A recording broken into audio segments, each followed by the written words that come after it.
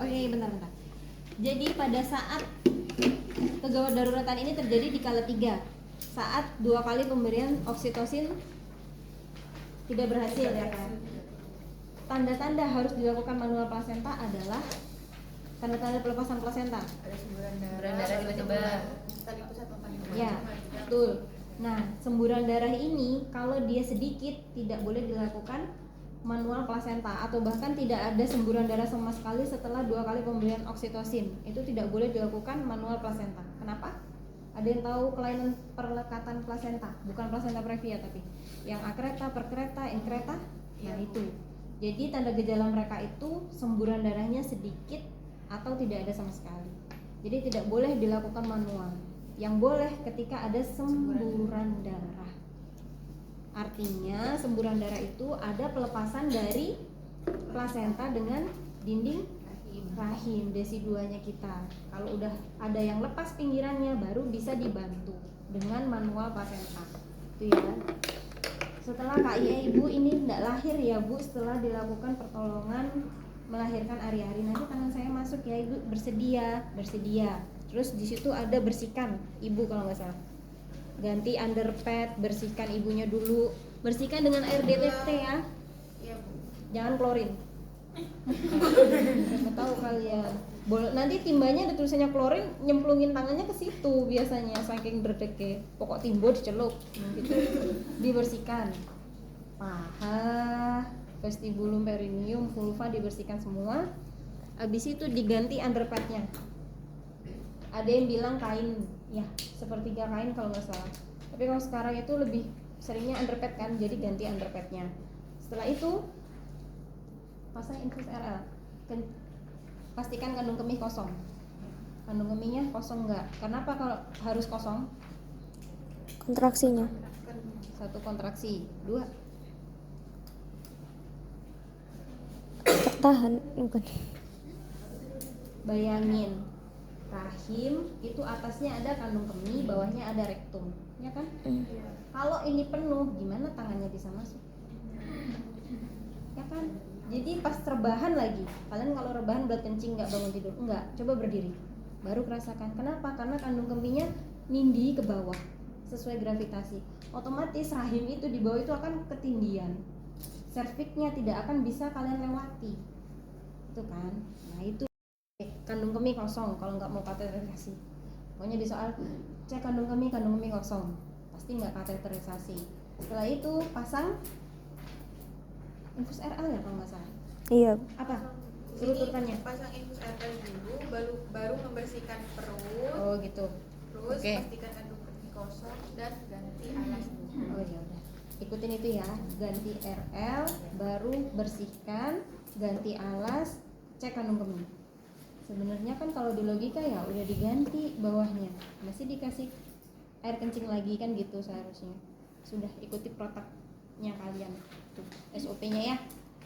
Itu udah pasang infus RL 20 international unit di drip. Itu bingung saya kalau di pelatihan drip itu di atas 40 tetes per menit. Ini 20. Kalau 20 itu TPM normal. Dia netes gitu. Tergantung sih, kalau sesuai dengan panduan itu 20 TPM per menit. Ya. Kalau nanti di lahan seharusnya kalau drip, namanya drip itu kencang. Tetesannya 40 tetesan, iya benar, 40-50 tetes per menit. Oke, sudah di drip. Pakai sarung tangan panjang steril pada tangan kanan dan pendek untuk tangan kiri yang luar. Ini juga pada saat sebelum dimulai ceramah itu, saat kalian OSCE itu khutbah, lihatlah dulu handscoon-nya. Siapkan alat. Kadang alatnya tuh gini, tapi nggak dibuka. Nah ini si dia ini bermasalah. Nggak sama kayak sarung tangan kecil, bisa dibenerin gini kan? Oh, ini panjang sekali. Jadi tidak bisa kalian benarkan. Jadi sebelum memulai itu, kalian sebaiknya di manual plasenta cek apakah si handscoon-nya ini sudah benar terlempit dengan baik dan benar bisa dipakai. Karena kadang teman-teman sebelumnya kalau saking keburu-burunya mereka nggak akan diberesin alatnya, itu ya. Dan ini susah benerinnya kalau sudah terlanjur dipakai. Oke, pakai handscoon panjang.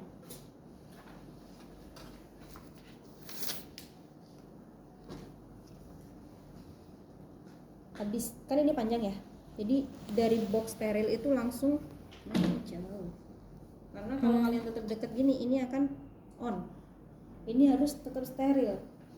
Kalau saya dosen pengujinya, kalau dia on nggak boleh ngulang, karena dia mau masuk ke rahim, tidak boleh tersentuh apapun. Ini udah digulung ya pura-puranya.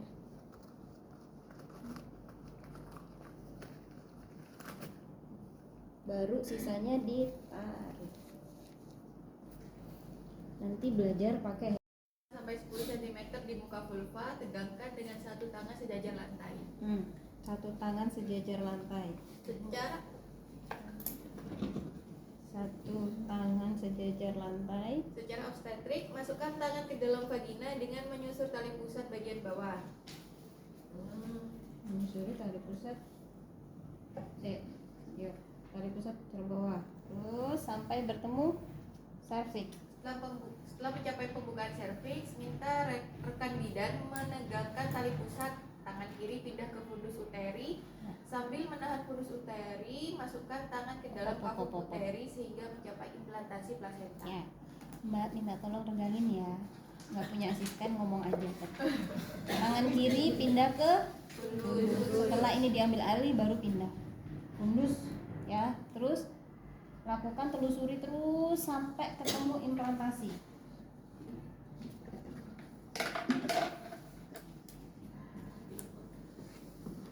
Berat. Tali pusat ketemu sama ini baru membuka. Berikan salam. Assalamualaikum. Memberi salam. Kelihatan ya, memberi salam. Buka dulu, terserah dia mau. Posisi penekatan plasenta yang baik adalah di fundus, entah di ante atau poster, di atas atau di bawah. Ya kan? Buka dulu tangannya, beri salam, baru cari tepi implantasi plasenta. Jika di atas, bentuknya akan harus menggesernya ke kanan dan ke kiri. Cari implantasi yang terbuka mana, telusuri dengan ujung jari. Itu kan kalau dia nggak ada penekatannya, nggak nempel, dia eksplorasi semua, dibawa ke pinggirkan plasenta. Saya bahasanya nggak bisa keplok-keplok ya, nggak hafal. Nanti kalian kan tugasnya menghafal. Pinggirkan ke sisi, baru dieksplorasi. Nah ini diopuk-opuk nih sampai dirasa bersih, tidak terdapat sisa selaput ataupun kotiledon.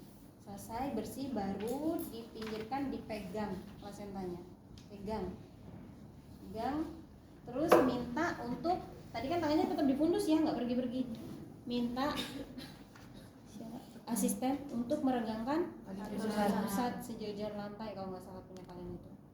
Kalau saya dulu itu ada tarik gitu, PTT dia itu, bukan cuma menegang.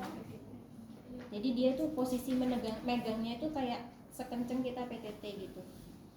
Tuh, kemudian pada saat tangan yang di dalam ini sampai di serviks kalau nggak salah, coba baca nomor berapa, ada serviks, tangannya pindah. Pindahkan tangan yang di luar dari fundus uterus ke suprasimfisis, menahan segmen bawah rahim. Instruksikan rekan bidan menarik tali pusat sambil tangan yang di dalam kafum uterus membawa plasenta keluar. Tangan yang di atas suprasimfisis mendorong uterus ke arah dorsokranial untuk mengembalikan posisi uterus ke arah semula. Terus masase 15 kali, 15 detik searah jarum jam, selesai.